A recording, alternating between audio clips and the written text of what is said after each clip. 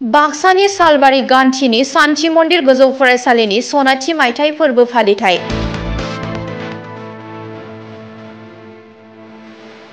सनाथि मायथाइ फोरबो फालिथायाव हारिमु हान्जा सुरनायखौ बेखेवगिरि महरै बाहागो लादोंमोन भबानिपुर बिधान सभा बियाबनि एमएलए पनिधर तालुकदारा। दिनैनिफ्राय साननैनि हाबाफारिजों खुंनाय सनाथि मायथाइ फोरबो फालिथायनि दिनै गिबि सानाव गेदेर हारिमु हान्जा सुरनाय ओंखारनाय जायो।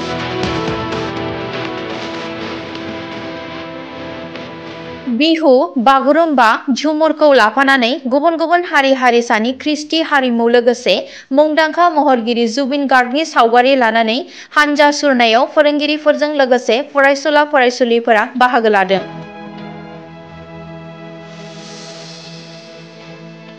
फुङाव बाजि फिरफिला बिरहोनाय, मुंख्लं बावनाय, मान बावनाय हाबाफारिजों बेखेवनाय जायो सनाथि मायथाइ फोरबो फालिथाय आरो बारग' फरायसाफोरनि जथुमानि हाबाफारिखौ।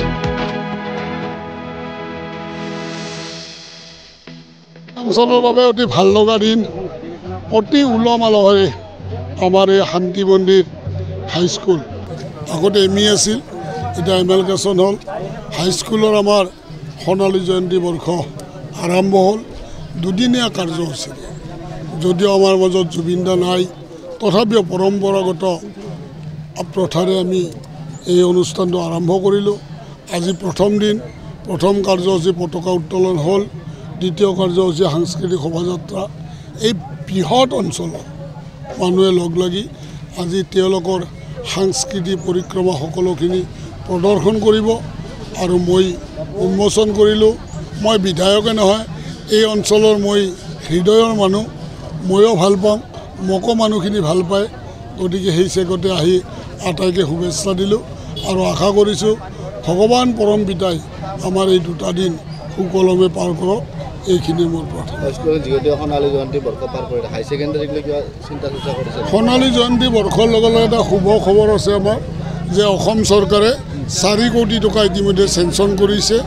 2-1 দিনতে প্ৰথম 7 কোটি আছিল, তাৰপিছত 4 কোটি হ'লে হ'ব বুলি ক'লোঁ। 4 কোটি টকা চেংচন হৈছে আৰু 2-1 দিনতে আমাৰ টেণ্ডাৰ আৰম্ভ হ'ব আৰু এই ডিচেম্বৰ 15 তাৰিখৰ পৰা আমাৰ স্কুলটো পূৰ্ণ গতিত আৰম্ভ হ'ব আৰু 2027 চনৰ ডিচেম্বৰৰ ভিতৰত আমাৰ এতিয়া হায়াৰ ছেকেণ্ডেৰী ছেকশ্যনটো আৰম্ভ হৈ যাব। নতুন স্কুলৰ বিল্ডিং আৰম্ভ শেষ হোৱাৰ পিছত গাঁতিৰ আজি আমাৰ এই সোণালী জয়ন্তী সোণালী বৰ্ষ 50 বছৰ অতিক্ৰম কৰিছে। এই অঞ্চলৰ মানৱ সম্পদ গঢ়া এখন অনুষ্ঠান আৰু ইয়াৰ পৰা আমাৰ বহুত ল'ৰা ছোৱালী শিক্ষিত সমাজখন ওলাই আহিছে। কাৰণ 1974 চনত আমাৰ ইয়াতে গোটেই পিছপৰা অঞ্চল আছিলে, কিন্তু আজিৰ যিখিনি অৱস্থা পাইছে আমাৰ গোটেই অঞ্চলটো এই 15-20খন গাঁৱৰ যিটো শান্তি মন্দিৰ হাইস্কুল আটাইতকৈ পুৰণি হাইস্কুল। আৰু আজি আমি আনন্দিত, আমাৰ বিধায়ক মহোদয় আমাৰ সন্মুখত উপস্থিত আছে। গতিকে আমি সকলোকে শুভেচ্ছা জনাইছোঁ। শান্তিপূৰ্ণভাৱে আমাৰ এই দুদিনীয়া কাৰ্যসূচী পালন হ'ব আৰু আমি আপোনালোকৰ জৰিয়তে, আপোনালোকৰ মিডিয়াৰ জৰিয়তে আমি সকলো ৰাইজকে জনাব খুজিছোঁ যে আমি একতা দলেৰে শান্তি সম্প্ৰীতি বজাই ৰাখি আমাৰ গতিকে আমাৰ অসম চৰকাৰে আমাক 4 কোটি টকা ইতিমধ্যে চেংচন কৰিছে যে এইখন স্কুল আমাৰ হায়াৰ ছেকেণ্ডেৰীলৈ উন্নীত হ'ব লাগে। কিন্তু আমাৰ এটা আকৌ ওপৰত দাবী এটা আছে, মই কম এইখিনি কথা যে বিধায়ক মহোদয় আছে, তেখেতে জানিব পাছত, যে আমাৰ এখন আদৰ্শ মহাবিদ্যালয় অঞ্চল অতি জৰুৰী হৈ আছে। আমি বহুত দূৰত যাব লাগে ল'ৰা ছোৱালীবিলাকে পঢ়িবলৈ। আমাৰ দুখীয়া ল'ৰা ছোৱালীৰ কাৰণে বহুত অসুবিধা হৈ আছে। আমি দাবী জনাম যে আমাক ইয়াত এখন আদৰ্শ মহাবিদ্যালয় এটা স্থাপন কৰি আমাৰ এই অঞ্চলৰ উন্নতিত যাতে সাধন কৰে, এইখিনিয়ে মোৰ মানে অনুৰোধ। আমাৰ যিটো আজি সাংস্কৃতিক অনুষ্ঠান যিটো চলিব, এতিয়া সাংস্কৃতিক শোভাযাত্ৰাৰ পিছতে আমাৰ আছে কি, আমাৰ স্মৃতিগ্ৰন্থ উন্মোচনী সভাখন হ'ব।